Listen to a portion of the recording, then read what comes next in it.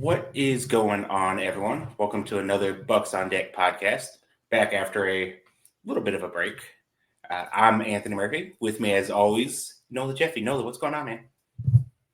Just another day in paradise. Another day in paradise. We're getting ready for some snow again up here. Supposed to get like Oh 7 to yeah? 10 inches. Yeah, 7 to 10 inches or something like that tomorrow. Well, we're getting Yes. ready for Mardi Gras. Well, I guess technically it already started. We just took a little break for the Super Bowl, but Fair enough. Fair enough. Good times. Good times. I think I would trade yours for mine like any day of the week. yeah. I mean, we Um, got up to 80s this weekend. 80s. Man, I don't think we ever got to 80s last year here in the mountains. Now I'm living out in central Virginia and whatnot. It doesn't get warm out this way. Our driveway is hell to get. We've just got all the ice and snow cleared out from the last snowstorm, and now we're about to get another one, and it's going to take because where the driveway is, the sun never touches it, so it took like a month for it to melt.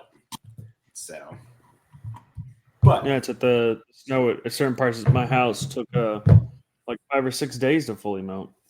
yeah, yeah. But back to you, we had a little bit of a break, scheduling, not much going on in the off season. I got sick, and I was like sick for like 3 weeks, and I could talk, but if I talk too long, then I started feeling like even more like death.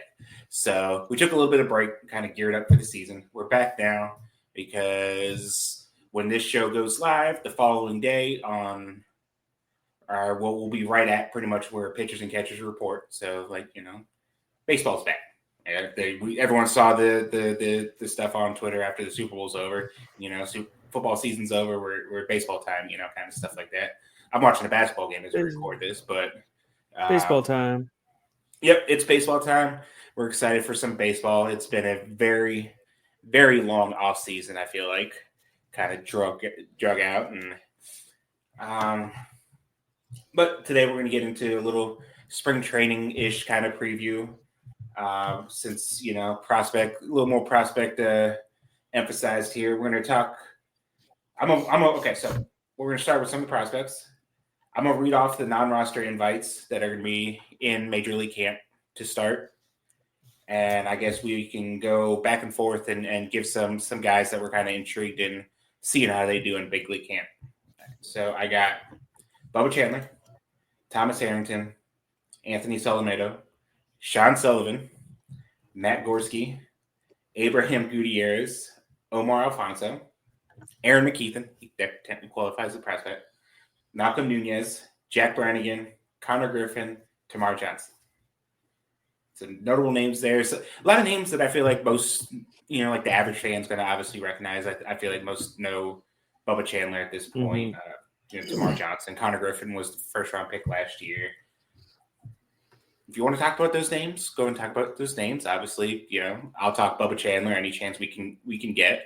But who are a couple of people that you're kind of very interested in seeing how they do in Big League Camp this year? I guess there's obviously the kind of, we'll say, standard guys were interested, that kind of put their name on the map last year, like with Barco when he came up pumping heat, and we were like, it, kind of raised an eyebrow. Actually, same thing with Sean Sullivan, because he was hitting like 94, 95 last spring too. Yeah.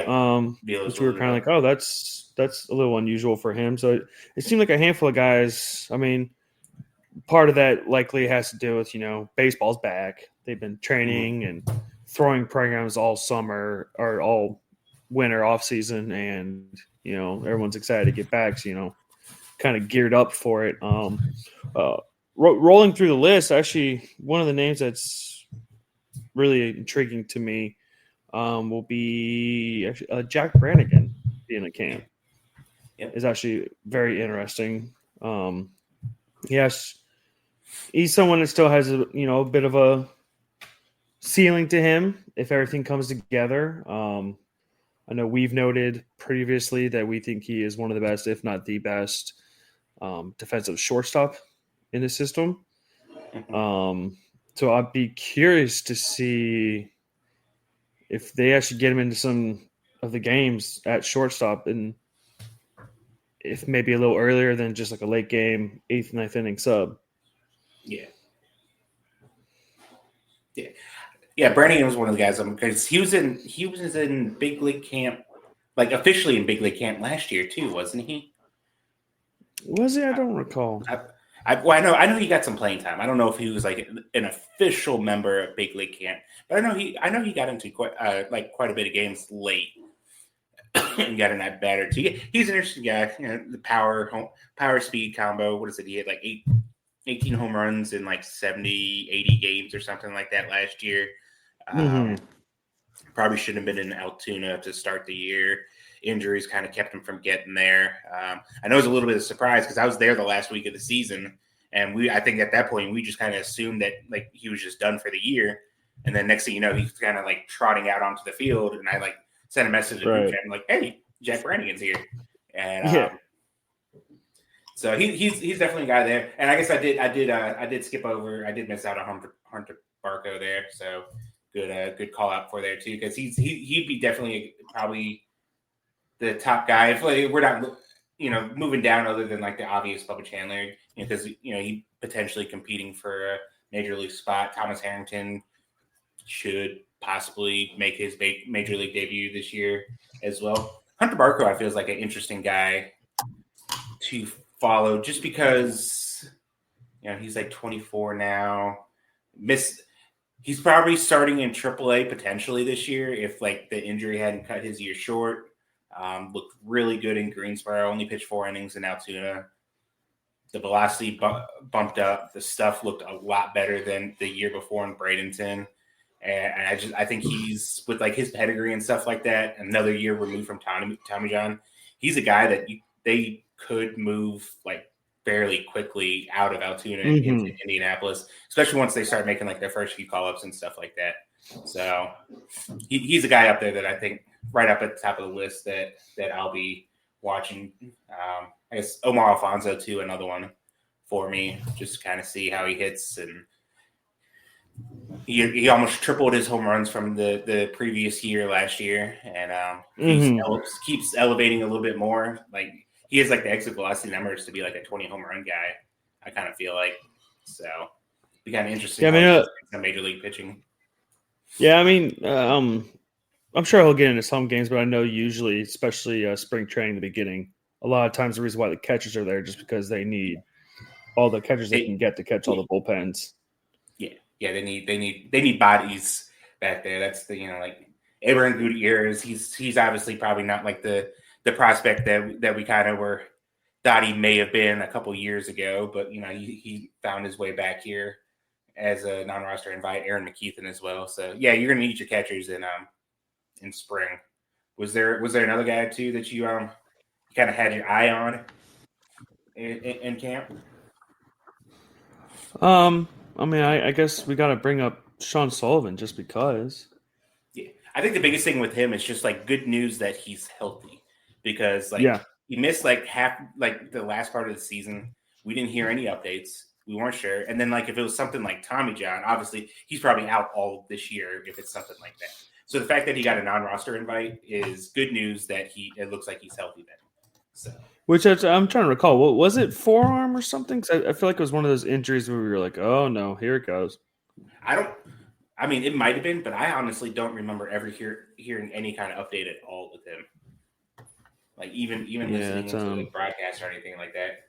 So I'll have to see if I can figure. I'm glossing over right now. Yeah, I don't see anything on here. But yeah, I mean. Just because going off of something I said, I think in like the NS9 Discord, I'd be interested to see how Gorski does in spring training. I mean, at this point in his development, it almost feels like they don't view him as a guy. Sorry, Corey. Just because you would have thought at some point they would have called him up last year, and they never did. I know it's been kind of that way over the last couple years, and some people are very against it, just in the sense of like just give him a run. Because I mean, they did that with so many different other outfielders. I mean, even like Bly Madris, it's just like, what could it hurt? Yeah. But with Gorski, it's just like, I mean, he's got the speed, the defense, and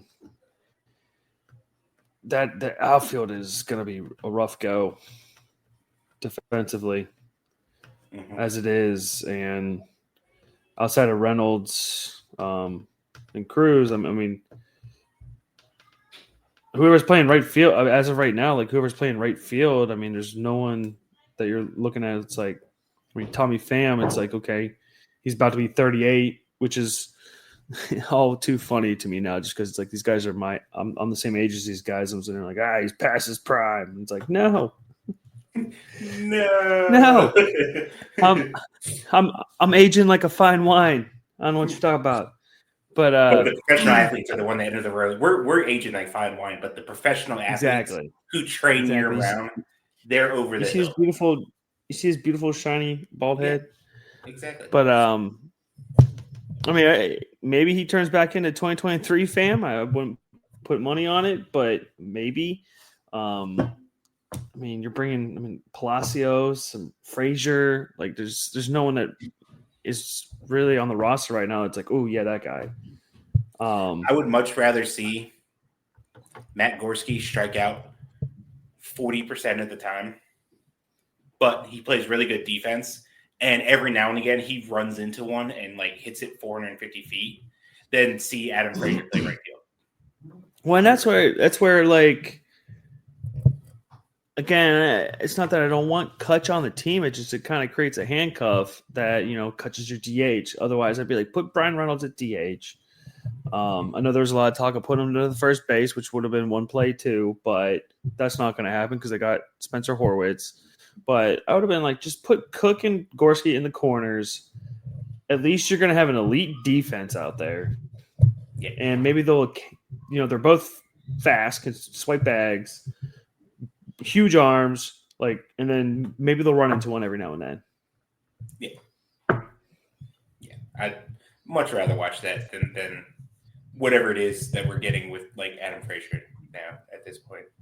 I'm not saying it'd be good. Obviously, I mean, we pretty much set up shot. It would be pretty, but like at least every now and again, you probably get a situation to where Gorski's going to run into one, and like you're just not going to see that from Adam Frazier. I mean, it's probably not the perfect comp, but it's like, I mean, would you not just prefer like a bad Kevin Kiermaier right now? Yeah, someone that brings positive value somewhere. Like, I mean, hell, I don't know what kind of positive value you think you're going to get out of Adam Frazier in 2025.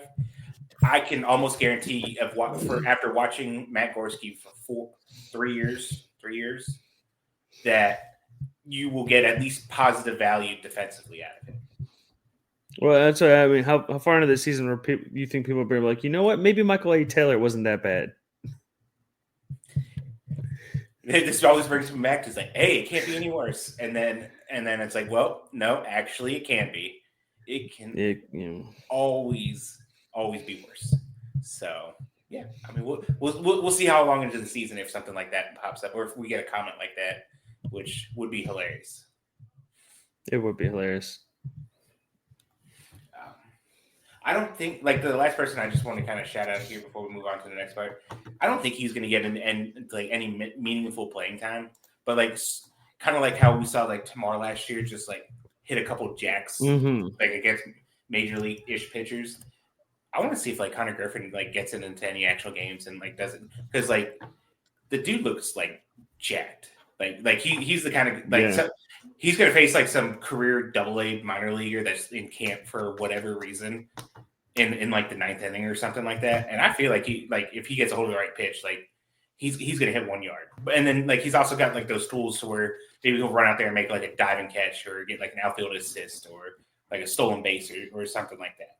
Like I want to get hyped by him. Like I feel like he's the guy that like he'll bring a little excitement to the table. I agree with that. At the same time, it is kind of like a double-edged sword, just considering the offseason they had. I guess the off seasons they've had plural. I mean, he comes out, hits a couple bombs, and makes a couple defensive plays. That's probably going to create unrealistic expectations and hype at the gate. Start him right away. He's gonna open up the year in Bradenton and be like, they're taking too long. He's ready now, and it's like, he's still a child. Like, but people don't overreact over spring training results, do they? I don't know who's going to be this year's Kevin Newman. That's all I want to know. Or Henry Davis, I guess technically from last. It's gonna be Derek Hall. Derek Hall's gonna hit like 15 home runs in spring, and then they're gonna they'll send him to minor league camp, and then be like, "What?" Just like what was it? Jake Lamb and people were calling for Jake Lamb. The guy going, he's Gigi going crazy back there.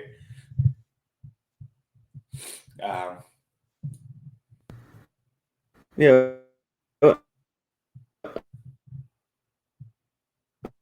Who's Jake Lamb and who? Jake Lamb and Billy McKinney. Okay, I guess that's what I get for playing metal music for him all the time. Yeah. Yeah, there was McKinney. No, who was the other first baseman? Why can't I think of his name? Seth Beer. Oh yeah. Yeah, Seth Beer. That was the guy. That was the person who played in the Pirates minor leagues last year. Yeah. Although I will say too, though, I'm interested in how they're going to utilize Nick York this spring. Yeah. Because I guess that's a good transition into the the major league things and stuff like that. Nick York, I love Nick York. I'll go and let you kind of go ahead and get into what you were saying on it, and then I'll have some things I want to add on him because he's at the top of my list of what I want to talk about. Well, I mean, it's just this huge. I don't even know what to call it. Conglomeration of their middle infielders to where it's just there's no one that's particularly that stands out. Yeah. I mean, I would say Nick York, at least offensively, is probably one of the ones that stands out the most. But then defensively, I mean, again, there's the whole fact that they need a right fielder. And that's assuming they're not going to move Reynolds to right field and somebody else is going to play left field. Are they actually going to go with IKF as their everyday shortstop? Are they going to try to give it to Gonzalez, or maybe they'll let York play there? Who knows? I feel like if the only way that, unfortunately, because I'm a big Nick York guy, the only way he makes the opening day roster now with some of these signings that they've made is if he goes into the camp and shows that he can be a legit shortstop. He plays, and even then he's not going to start because IKF is the starter. Money talks. He's one of the higher paid players on the team. He's going to be the starting shortstop. He's going to play a lot.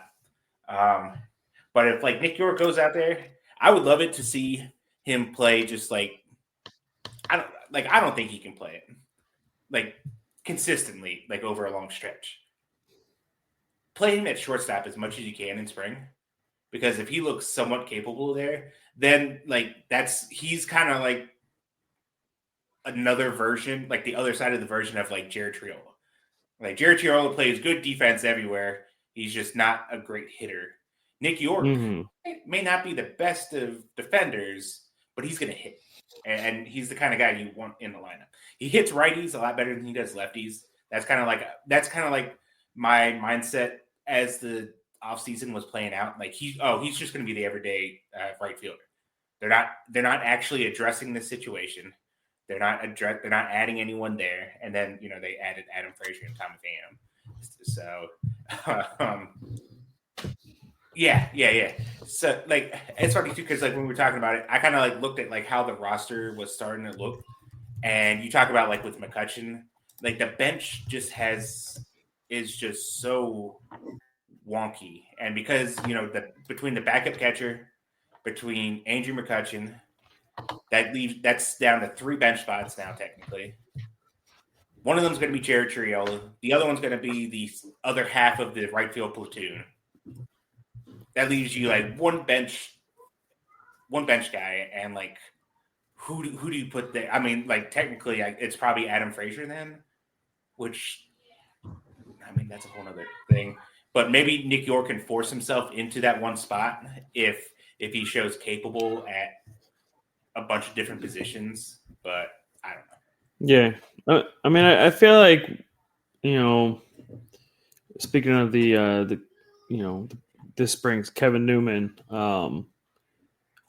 I feel like maybe a positive would be seeing potentially like a resurgence of Jack Swinsky. That hey, maybe he could be the 2023 guy again, which would do wonders for being like, okay, well, there's your corner outfielder. Yeah, and he's left-handed, which that's one of the things I was just even looking at now is not really a lot of left-handed options outside of like.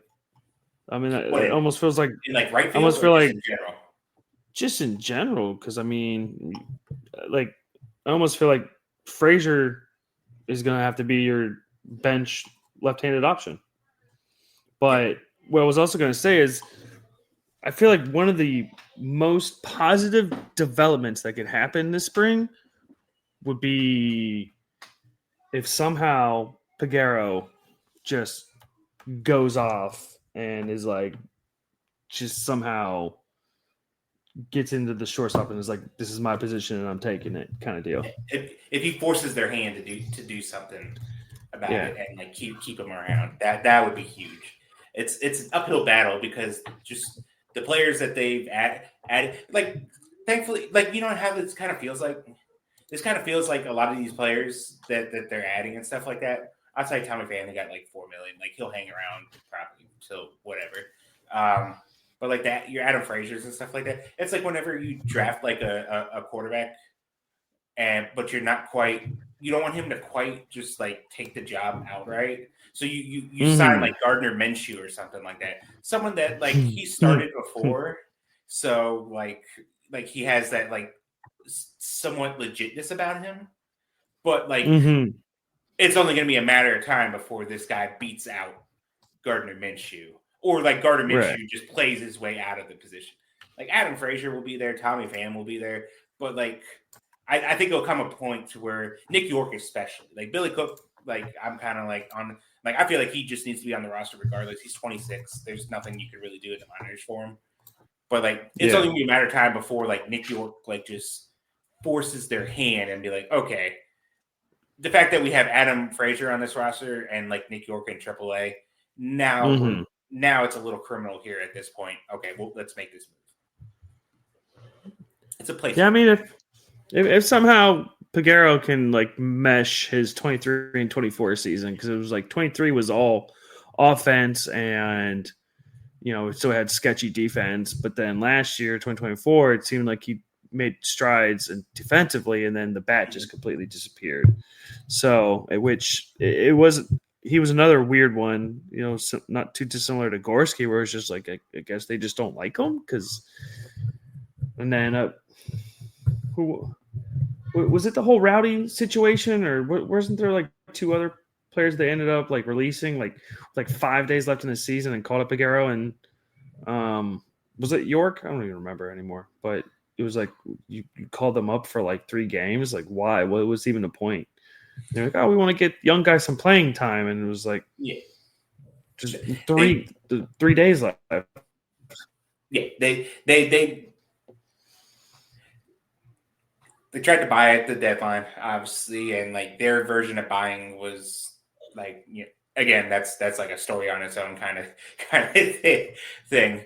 But like, yeah, like you said, I feel like they waited too long to pull the plug on a lot of stuff there, and with the guys they signed this year, I think the biggest mistake they can make is doing the exact same thing, especially if like you said, Peguero did show some strides defensively last year. It's just like the offense just kind of fell flat.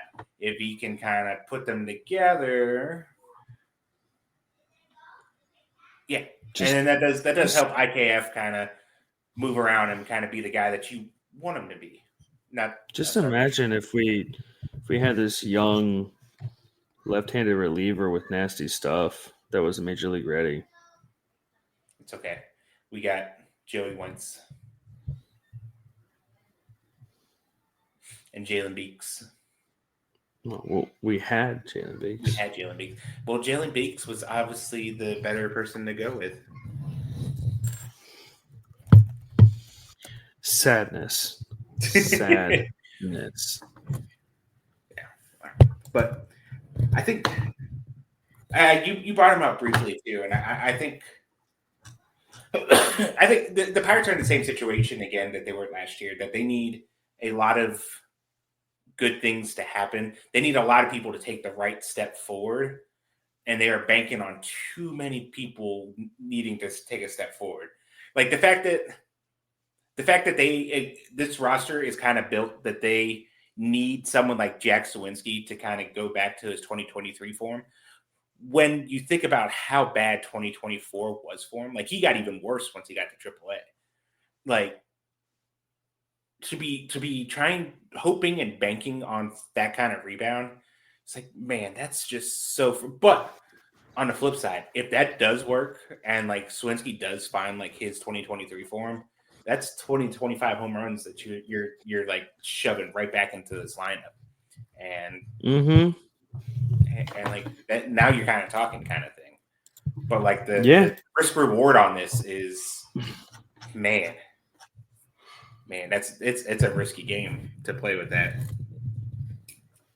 Yeah, yeah, I don't know, and that's just kind of the thing. I guess I've just gotten sick of over the years is just the whole. Well, all we just need is Jack Sawinski to be 2023 Sawinski, and then we just need Brian Hayes to finally get his bat together. Finally, after wanting it to happen for 5 straight years, plus his defense, Nick Gonzalez to play above average defense and his bat to be average, and Spencer Horwitz's bat is true. And O'Neal Cruz hits and plays solid center defense. And Reynolds hits and isn't the worst outfielder in the league. And this and that. And it's just there's too many and this, if that. Like there's just there's too many. Well, we just need this guy to do this. Right. This specific thing that he has shown that he either maybe can't do, that he hasn't done before, or just it's like a banking on like taking like 3 steps forward kind of thing without taking any steps back. Like you're hoping that Henry Davis again takes a step forward and figures thing out hitting, while also playing like the most difficult defensive position to kind of master in the majors. Like that's still a lot to ask. Like granted, he's probably the backup going into the season, so maybe there's not as much pressure there. There are probably a couple extra off days that you can really kind of grind out working on the defense and stuff like that. But still, to be this deep into like a GM's tenure and to be banking on so many things, it's just frustrating to see at this point. Yeah.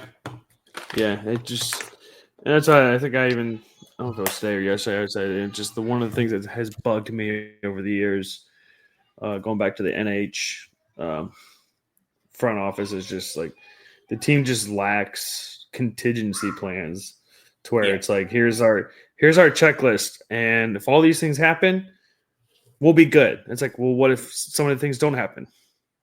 What do you mean? Well, what if this doesn't happen? Oh, what's your contingency plan? Oh. If Skeens doesn't throw 230 innings with a sub-2 ERA, then what? Well, because you have O'Neal Cruz at shortstop last year, and then it's kind of like, okay, well, what happens when or I guess like 2 years ago, O'Neal Cruz is your shortstop. Hey, what happens if he gets hurt? Like who takes over? Like, I mean, 6 games into the season, and then the following year, oh well, we got to move this guy off the position now. So you trade like the one hitting prospect who's actually shown kind of development for a guy who is basically a bench player who is having a career high season where all the analytics and metrics say, yeah, he's going to regress. Yeah, see? Can you have a backup plan? Know what you're going to do. Yeah. Expect the worst to happen and have a plan for it. That just doesn't seem like they do that. I don't know if that's like, because you say that even going back to the Neil Huntington thing, I don't know if that's like just something that naturally happens if you're like cash strapped the way that they can get sometimes. I'm sure. I think other teams have. I think other teams have been able to figure out a way to have legitimate depth on limited dollars.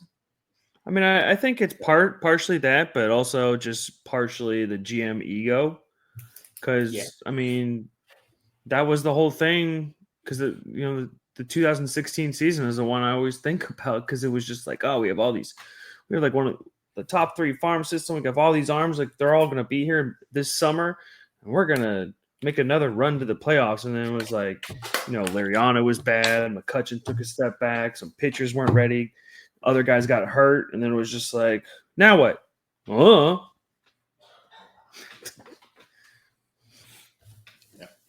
Yep. All right. So I think the thing for me, or like I already mentioned like Henry Davis. One of the things that I'm kind of interested in seeing is the whole Henry Davis versus Endy Rodriguez thing. Like I think the safe way to kind of play out this is let Endy Rodriguez play a month or so in the minors to get a more game. Like I think it was 10, 11 games he played last year at the end of the season. So it wasn't much. Let him get some more games in. Let him work on the catching and stuff like that. Get up speed. Also gives you an opportunity to see kind of where Henry Davis is at. Because I also do not believe that like there's zero scenario to where Henry Davis should be in AAA. He's mastered minor league pitching. There's no reason for him to be down there.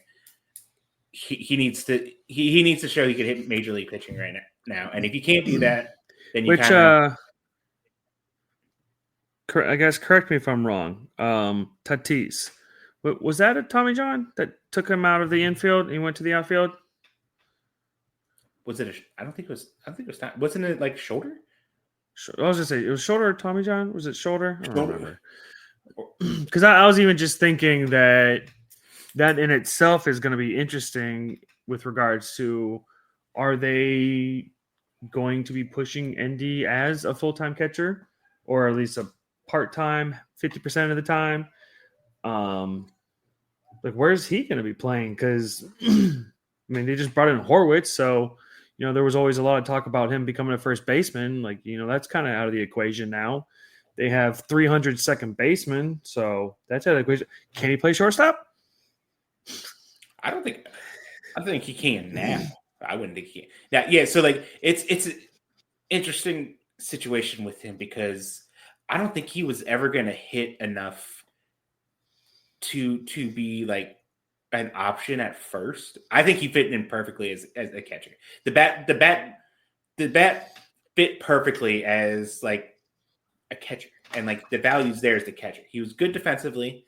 I always believe that I always was at the thought of, obviously before the injury, you keep Endy at catcher, you move Henry Davis somewhere else, first base, right field, designated hitter. I don't care. He's gonna hit better than Endy as like a pure hitter. Now with the Tommy John, like, is he gonna be that same catcher? That's what I'm saying. When that's what I was asking about Tatis, because maybe, I mean, because it's not like there's a lot of competition in the outfield. So, yeah. Maybe if he hits enough. First step for me, how like me personally, how I'd handle Endy. I'm having him catch as much as possible to start because I want to see if it's still there. I want to make sure it's still there because if it's still there, I'm probably like him as the backup catcher to Joey Bart. I think it's like the perfect combination that you can have. It's probably the most ideal combination. Joey Bart can hit. He can get the majority of the starts. You could even, like how they did late in the season, flex him out as the DH a couple times like once a week or something like that to keep his bat in the lineup, and then you have Endy there too. I think Endy is who a also kind of He's- solves the whole no left-handed options on the bench too, because he's a switch hitter. Yeah, perfect. I think Endy is the perfect backup catcher right now for this team if everything goes well. Tommy John for catchers, like they're success stories. Salvador Perez was a Tommy John guy. There's a couple other guys I can't think of on the top of my head right now. And they came back and they did well. They played out their major league career as a catcher and stuff like that. But like the success rate for catchers returning from this is a lot lower than any other position. Well, that's what I was even just thinking. Maybe you could have sent him into the offseason. The whole get into the best shape of your life. Get yoked, add a little 10, 15 pounds of extra muscle, and pick up an outfield glove. Go play right field and just add a little muscle for pop over the summer and turn him into an outfielder. Maybe, I don't know. Maybe. I think in doing that, you're kind of giving up the thing that I felt he had the most value with. Yeah. But if the offense comes around and he has added, I think there's when he was like taking batting practice at PNC or something. I think it was like Alex had a video of him, and like Alex said that he was noticeably like stronger or something like that, or at least he looked like he's added some muscle. So, yeah. I mean, maybe. Well, and that's like, what I'm saying. The concern with me was like he when we finally got exit velocity numbers on him, it was like pretty below average too. That's why I was like, okay, well, maybe first base and outfield isn't, and that's why I was thinking. Backup catcher. His major league debut, where he played, I looked at him play, and I kind of like, this is a backup catcher who probably can play more than like your average backup catcher, probably. Well, that's why I always said I was like, I mean, I know people don't want to hear it, but he's kind of like Tucupita Marcano, but a catcher. Yeah, but you get more value out of that because he could play catcher. But with his contact ability, the issue was he wasn't hitting it hard enough. He was making contact, he just wasn't hitting it hard enough. So maybe if he can maintain contact ability but add some muscle to strengthen his exit velocities, if he's still squaring it up, just add a little bat speed, some muscle, and get those low 80 because he was like 81, 82, 83 maybe average exit velocity. I believe it was like 84, 85. Something like that. But my league average is about 88, 89. So he's still a few ticks below average. Yeah, so I mean, maybe he adds a couple extra ticks and he's your left fielder. I don't know. I think more than anything, I think they need to start getting a little more creative because they're not very creative. Oh, you mean having 30 second basemen on a 40-man isn't creative? Trying to make them all play shortstop, even though none of them should be playing shortstop. Mm-hmm. Yeah. Okay. Yeah.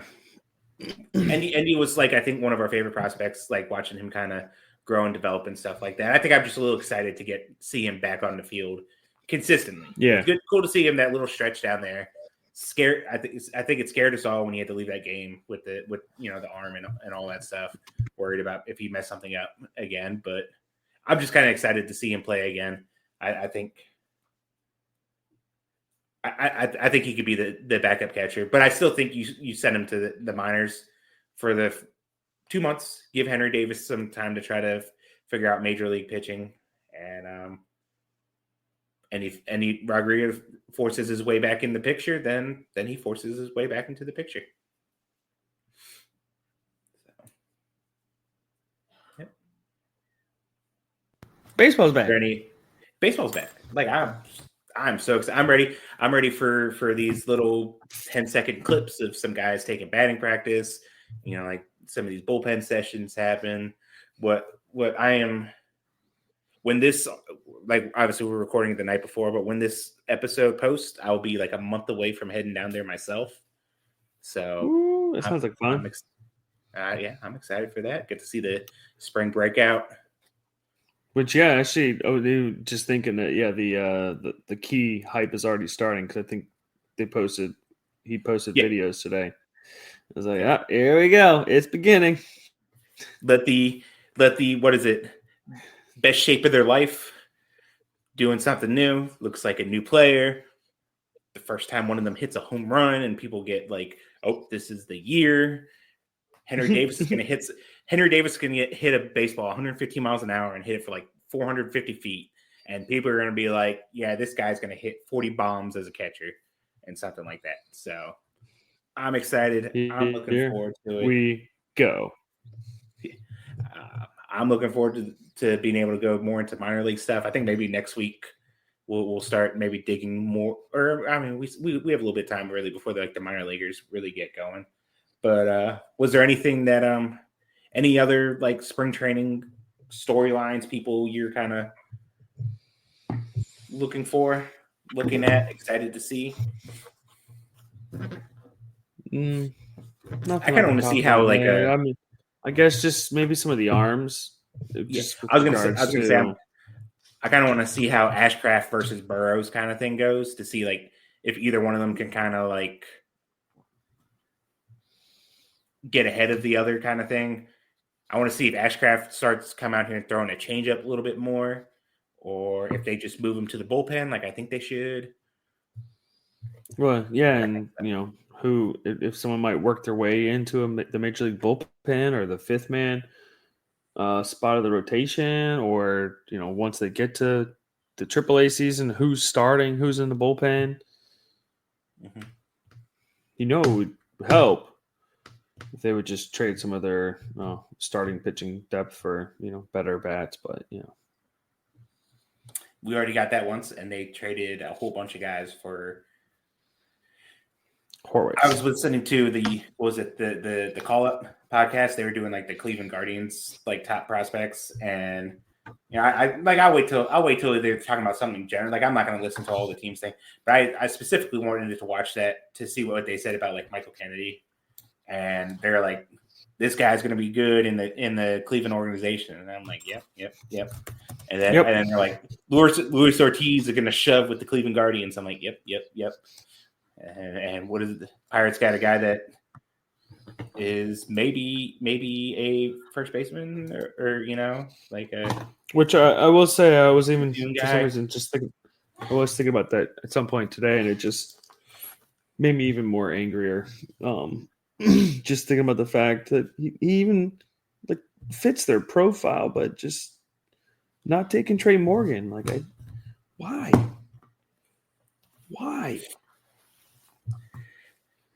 Yeah, like he'd be perfect. They always talk about like you want an 80 grade first baseman, Trey Morgan's your guy. Yeah, and he fit the profile so perfectly. He was a contact over power guy, but had the the body and the swings where you could see potential future more power, and athletic enough you could have thrown him in the outfield, but like it's just like instead we got a guy that's who's the anti their profile, and he's a guy that we liked, and then they also had an article on him on Baseball America this month. Cole Carrick. They're talking about how like he's going to play center field, shortstop, and then they're not throwing out the possibility of have him as a catcher too, potentially. Yeah. Like there's a chance he literally plays the three positions down the middle in a span of a week this year. He's going to be the center fielder probably for AA, which will be fun because like we'll get to see him against Altoona now. But he's he doesn't get called up prior to that. He's also going to play shortstop at least once a week too. They said now. Well, hell, they were talking about. I was reading something today. They were saying that the Rockies are leaving open the opportunity for like Dollander and Sullivan and who's the third guy to crack the rotation this year. Really? Chase Dollander's got some nasty stuff. Yeah. All right. So baseball's back. We are super excited. I'm just happy that not only is baseball back, but like I'm feeling better now. So that's a relief. About time. Yeah, I know, right? That was horrible. But other than that, did you have anything else you wanted to get in before we go ahead? Nope. All right, we're gonna go ahead and close this down then. Want to thank everyone for tuning in. Nola, where can they reach you on social media stuff? At Nola Jeffy, NOLAJFFY, across all platforms. Yeah. Which I was going to say, Nola knowledge, persistence is my Nola knowledge today. Persistence. I was going to say persistence and patience, but I wasn't very. Patience doesn't really follow suit with it. No, I've been trying those to. are kind of opposite. I've had to be extremely persistent in trying to get my solar panels activated. And I think I finally crossed the last hurdle earlier today after calling so many times.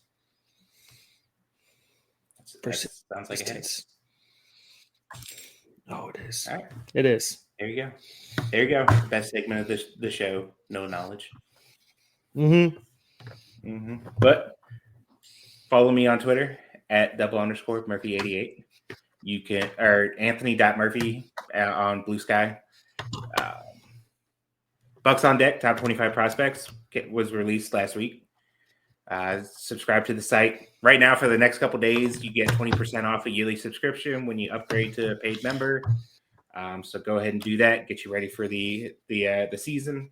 We have every Friday we do a premium article, player feature, video breakdown, the top 25 write-up and stuff like that.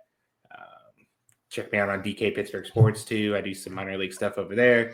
Baseball America, I'm the Pirates correspondent. What was it, like a week ago? I had an article on Connor Griffin released there. Go check that out. Yeah. Well, thanks for tuning in. Thank you for your patience for while we got life stuff situated. We'll catch you guys next time. Thanks for tuning in. Deuces.